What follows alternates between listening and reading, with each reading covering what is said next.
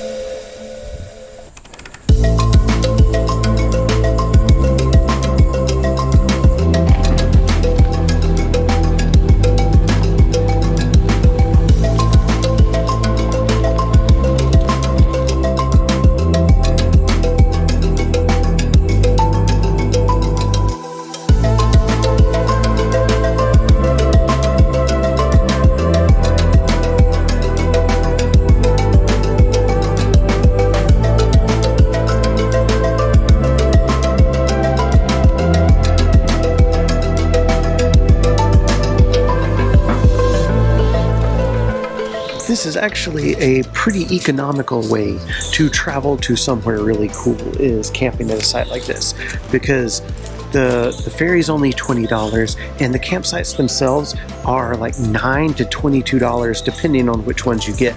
But I would definitely recommend getting sea campsites and booking them early, because sea camp does fill up fast. And why I recommend sea camp is because of the fact that you have great facilities at sea camp. You have places to refill your water, you have bathrooms, you have showers. So even though you are having to bring your own tent and everything, you still get amenities, which makes camping a lot easier, especially for people new to it.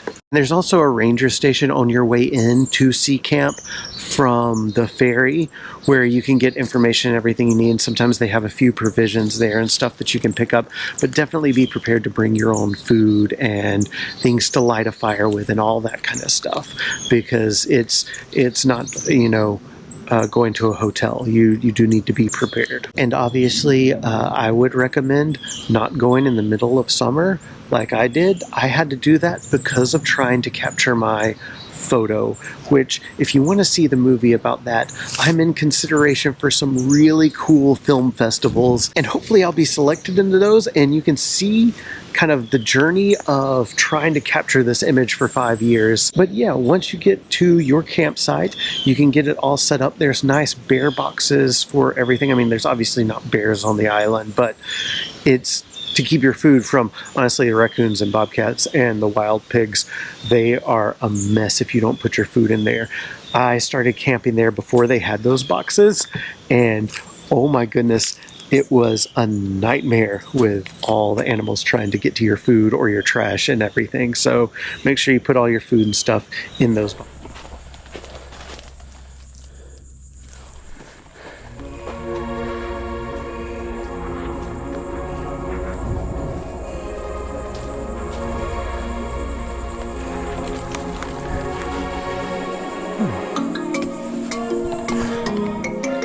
Holy crap, we made it. That hike was a lot more difficult than I thought it was going to be, since the heat index is like 105. Holy cow.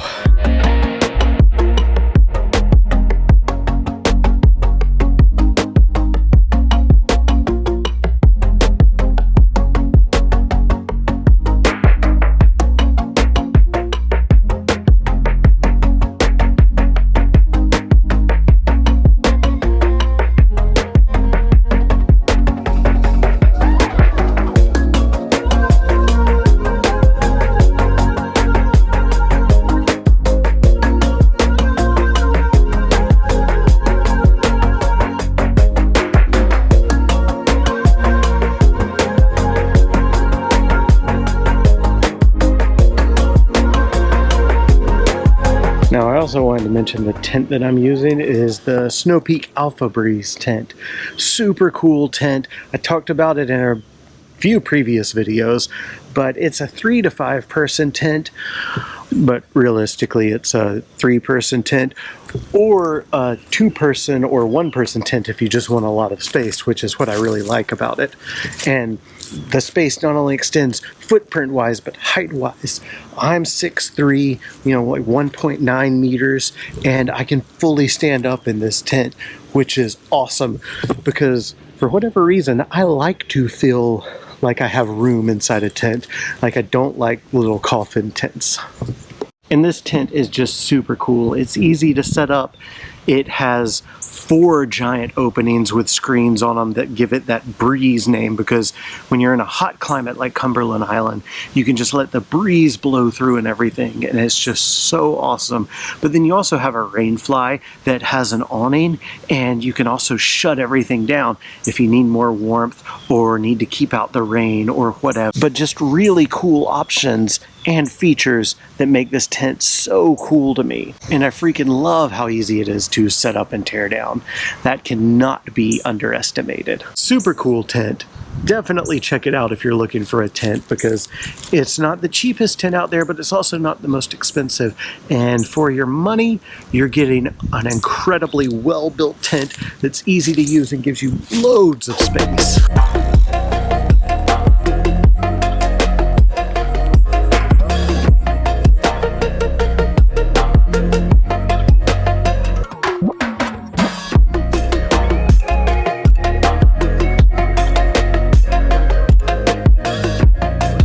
Just like that, we've got everything set up.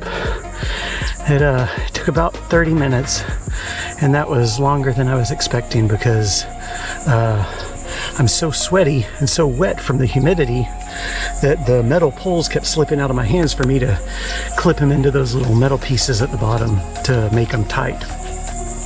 But we're set up. Obviously, I didn't put on the rain fly because it's bright and sunny and it's so hot. It's so hot. But I got this. I'm gonna blow this up and then I'm just gonna relax. Now, what I really like about this Thermarest Neoloft is, one, it's 4.5 inches thick, so it keeps you from being hot or cold. It insulates very, very well. And you can pump it up with an air compressor, or if you have to hike in like I did, you can pump it up with the included pump sack. And it's actually pretty easy. A lot of people will tell you, to do them like this and then do it, but I've found that it's a lot better if you just take and go, and you get so much more air. And you just blow it out and slowly fill up your air mattress. But that gives you way more air than just shaking it around like a lot of people do. So it's a good tip. But this thing's great. If you want a full review on all the details and stuff, let me know. But, I mean, easily packable, very, very insulating. It's fantastic. There's not a lot of portable air mattresses that I've seen that are better than this. So, with the sack, it takes about 3 minutes to pump it up. Not bad at all, really. And it's giving me some time to cool off a small amount. Obviously, you can see I'm still dripping with sweat, but just like that, you've got a really nice, thick air mattress. And it's soft on this side and kind of crinkly on this side, but very well insulated, as you can see, because look at the height on that. I mean, that's fantastic. So why am I here? If you saw my getting ready with me video, you know that I am here to try to capture a single image.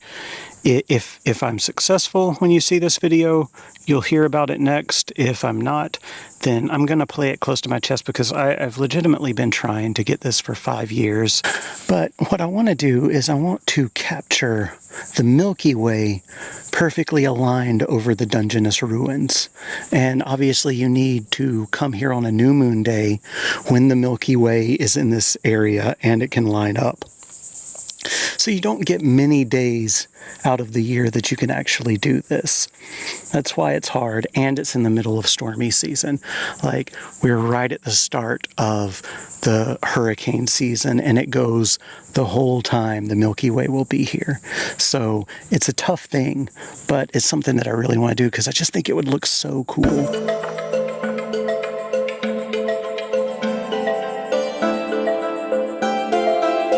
Now, you kind of saw everything that I am working with gear-wise in the previous video. If you haven't, go back and see that. So I don't really want to go over all of that again, but I wanted to kind of show you some more of the stuff. So, like, when I'm here for power, I'm using these Anchor and Snow Peak Gigapower batteries is what they're called, but they're just giant battery banks that are USB-C. But what's cool about them is this. Not only can you take and use them USB-C out the top or back, or USB-A out the back to power stuff, you can attach the Snow Peak Gigapower LED lanterns on here and use them for light. And this is the smaller one, and there's a larger one that I have. Same with the batteries. This is a 15,000 milliamp hour battery, and there's a 30,000 milliamp hour battery. And since I'm only going to be here a few days, that's more than enough to charge all of my gear and stuff. And then that is what I am using for electric power.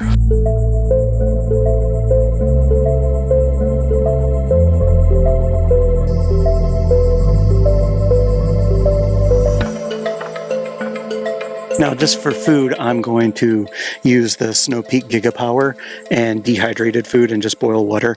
I like using Peak Refuel because it's nice. It's not really Snow Peak's Takibi time sort of stuff, but I didn't want to carry all of that out here.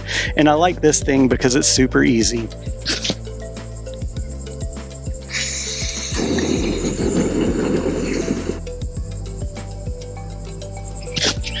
Always turns on, always reliable. I mean, you can't beat that in a lantern, especially when it's your source of food and clean water and all of that.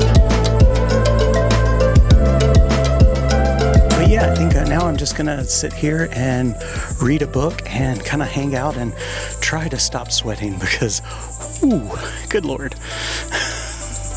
And we'll check back tonight and hopefully it'll go well. I don't know if it's going to be cloudy or not.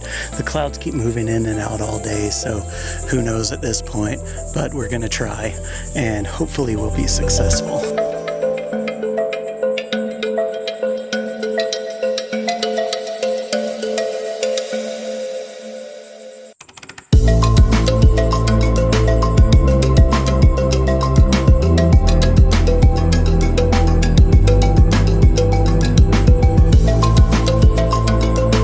So much to do and explore. You can obviously go explore the Dungeness ruins, you can explore the marshes, you can hike up to the north end of the island and kind of see all the old settlements and everything that are there, and just really cool place to explore if you love the outdoors and history and all of that.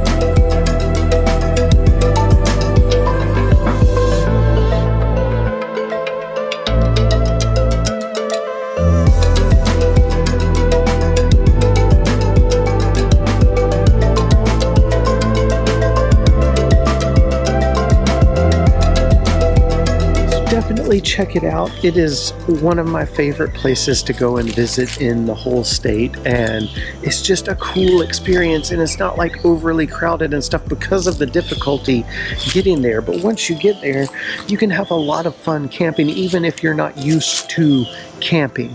But if you really want to step it up, you can also do the whole experience on the luxury end versus the budget end by staying at the Grayfield Inn. And I'll make a video soon to show that experience as well, because it's even cooler, but you just got to put in a lot more money up front. But they make that money that you put in well worth it. Anyway, I hope you enjoyed this video, and I hope you got some awesome information from it. And if you did, please give it a like and subscribe. If you have any questions, please let me know in the comments below. I'd be happy to answer those for you. And as always, I hope to see you all out there. Bye.